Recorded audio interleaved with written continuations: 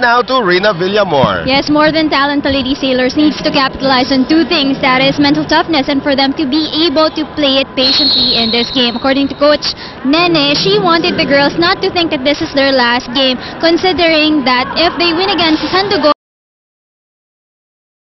and I think have a chance to climb up in the team standings.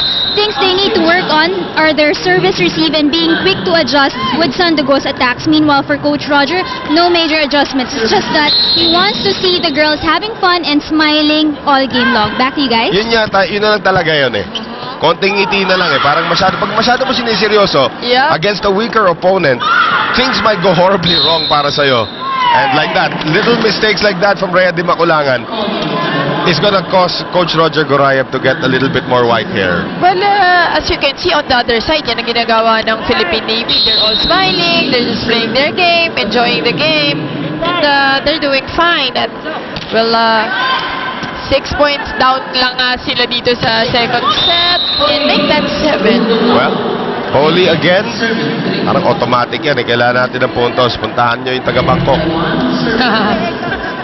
Parang ikaw, pag may kailangan kang Bangkok.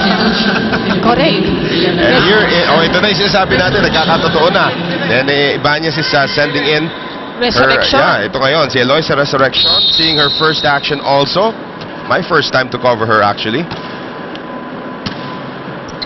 So here's Serafica now for Quitero Sale. Just enough powers and speed for Quitero Sale. She gets that off-speed hit. I would never imagine na magkakampi si Quitero Sale at si Janet Serafica. Kapag na magkakaawayan sa UAAP dati eh. Nasa Tabaquero, naglaro for FEU. Yun na Isa pa yun, Oops. diba? Magkakaroon ng migraine si Joanna Botor Carpio matapos matamaan sa likuran ng ulo ng unang service ni Resurrection sabay halik sa ulo. Diba? Iba talaga, girls alam mo, pag lalaki ka, magagawa mo yan. Depende. Alam mo, nakakatuwa. I'm sure nangyari na rin sa iyo. Nag-aanakabang ka lang sa frontline, mind your own business, biglang tama ka sa likod. I actually know sa men's, I don't know if it was UAAP or NCAA, sa men's, may nag-serve na jump serve diretso sa likuran ng isang kakampi niya, na-separate yung shoulder. Wow! Ganun katalim. This was a few years ago, if I'm not mistaken. Here's Serafica now. And that was a good defensive stance from Suzanne Roses. Masyado na malaki itong kalamangan na to. Nene Ibanez needs to talk things over.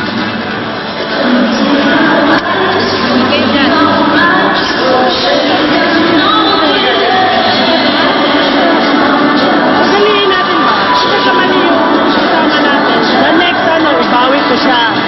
Hindi yung siya lang mismo babawi ng mali. Yung mali na yung kasama natin. Tuloy-tuloy pa yung mali natin. Ibawi natin agad. Ha? Mga isipon dapat, hindi natin yung mamali. Malambot ba yan? Paano yung kita sa wall para pumigas yan? Iharangin mo lang nandun ka lang.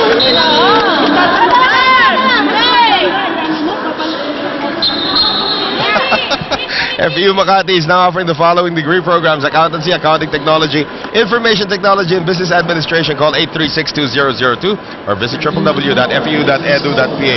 Pag si Nene Ibanez, papaluin ko sa likod ng ulo, tumakbo ka. Malamang. Oo. Nice serve again by Boli. That resurrection reception goes the other way. Laporte, Serafica, Rosale against dalawang labanan ng UE yun Very close to the net. Oo, isa pa na naman. Parehong superstars ng UE. And Resurrection could not get a hand on that bending attack. 14-4. O nga, no? When you talk about UE volleyball, two names come to mind as Mira Bueno checks in for Janet Serafica, who's also nursing an injury. Two names really come to mind automatically when you talk about UE volleyball. Suzanne Roses in the late 90s, and of course, Quitero Rosale of recent memory. Lagot ka naman sa pagka-late 90s mo dyan kay Suzanne. Bakit? Totoo naman late 90s, early... Hindi naman. Ano na yan? Mga 2000. Nung pag-alis ni Suzanne, si Kiti ang pumalit.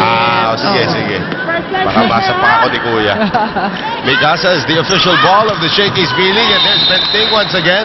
And things seem to be automatic now for Sandugo. now they got their game going. Nahihirapan na itong Philippine Navy.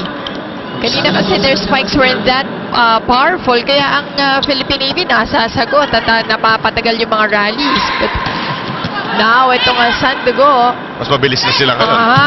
And Benting scores again. So Angela Benting sends Sandugo to an 11-point lead here in set number 2. We'll be right back.